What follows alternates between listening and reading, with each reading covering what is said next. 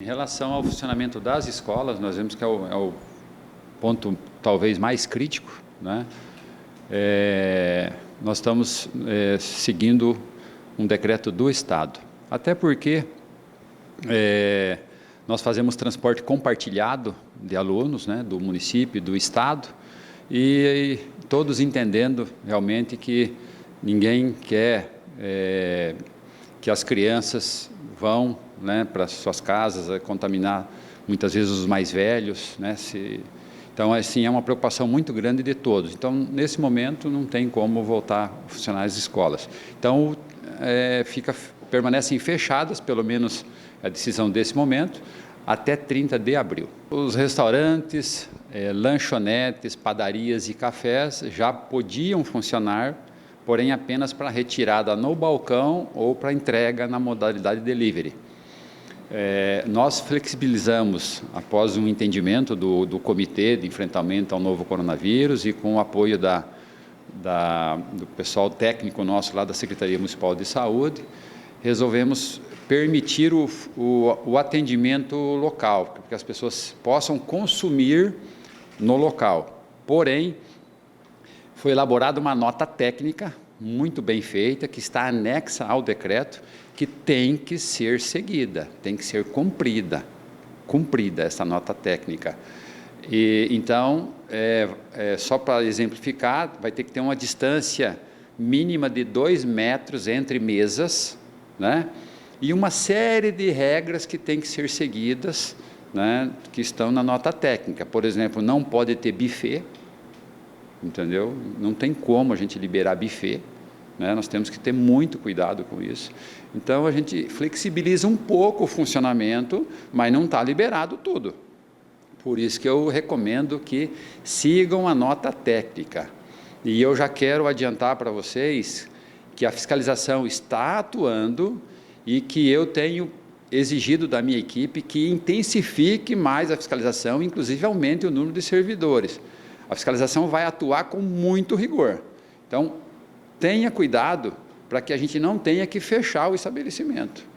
Ou para que a gente não tenha que editar um novo decreto, recuando e mandando fechar tudo. No caso, as choperias, locais onde vende bebida alcoólica, onde tem reunião de pessoas, se pode abrir ou não, ele se enquadra nesses campos aqui, seguindo essas regras que o senhor disse?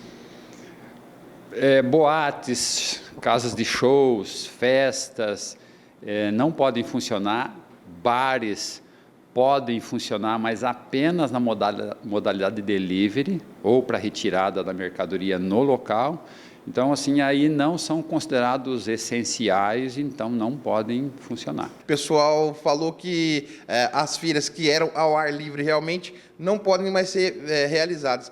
E as feiras que é dentro do barracão lá, onde já é realizado tradicionalmente, pode ser realizado. Gerou uma discussão. Por que foi tomada essa decisão? Existe um entendimento que, se for ao ar livre, digamos assim, existe um menor risco de contaminação, não é verdade? Porém, é mais difícil de você fazer um controle de público, não é? Por isso que, inicialmente, a gente permitiu o funcionamento da feira coberta apenas por ser fechado e ser possível fazer um controle. No entanto, está tendo muita dificuldade, não está tendo participação do público, então nós resolvemos permitir que as feiras de rua voltem a funcionar. No entanto, existe no decreto, foi colocado que tem de haver uma distância entre as barracas, não pode ser uma barraca colada na outra, então são 2 metros de distância entre as barracas, e também não pode haver consumo de bebida e alimentos no local. Pode até ter produção, se for o caso. A pessoa, né, frita um pastel ali, entrega, a pessoa põe na sacolinha e leva embora. É importante que a gente se policie e cada empresário, né, seja feirante ou não, tenha condições de gerenciar o seu próprio negócio. Se todos formos responsáveis, vamos poder continuar trabalhando. Então, em relação à feira de rua, eu vejo assim, o feirante, ele é o responsável ali.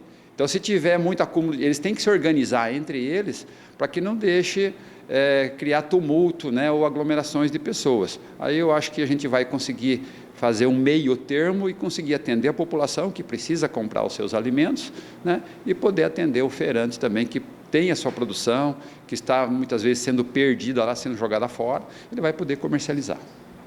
Quanto à rodoviária, prefeito, o que está liberado? Pode ter o transporte intermunicipal de novo ou não pode? O que está liberado? O que pode acontecer? O que as pessoas podem fazer? A rodoviária até estava fechado porque no decreto estadual estava o transporte intermunicipal estava proibido. Não adiantava deixar a rodoviária fechada, aberta ali para não atender ninguém, não adianta, né?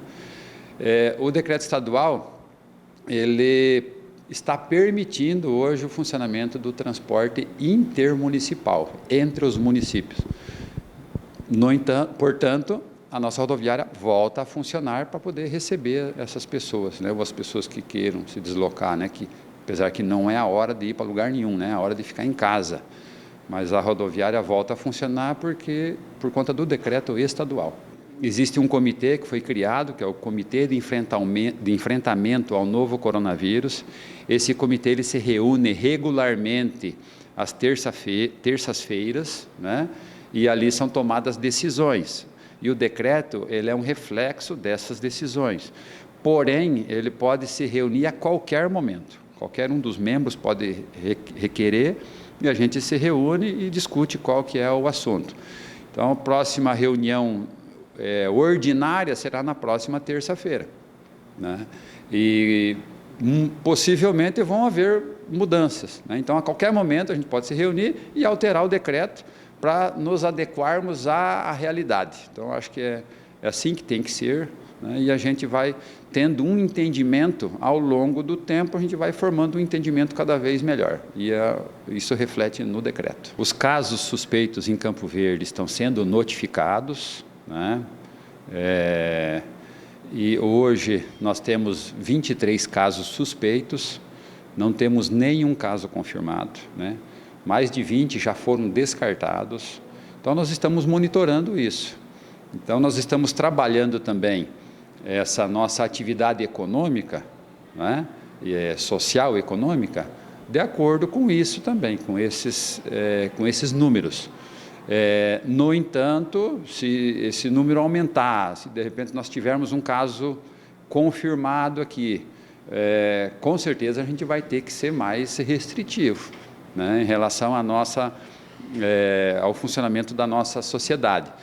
Porém, fazemos mais uma vez uma recomendação, que os idosos, as pessoas que compõem o grupo de risco, permaneçam em casa. Tá? É um momento de ficar em casa. Quem puder, não é um momento de se arriscar. É um momento totalmente diferente que estamos vivendo. Então, é preciso cautela. Muitas vezes as pessoas acham que isso aí aconteceu lá na China, é só lá na Itália. Aqui nós estamos livres disso. Nós temos vivido globalização, gente, já faz muito tempo. E um probleminha que aconteceu lá na China está acontecendo aqui também, do nosso lado. E, então, isso aí, mais cedo ou mais tarde, vai acabar chegando em nós. Então, é importante que a gente tenha consciência disso.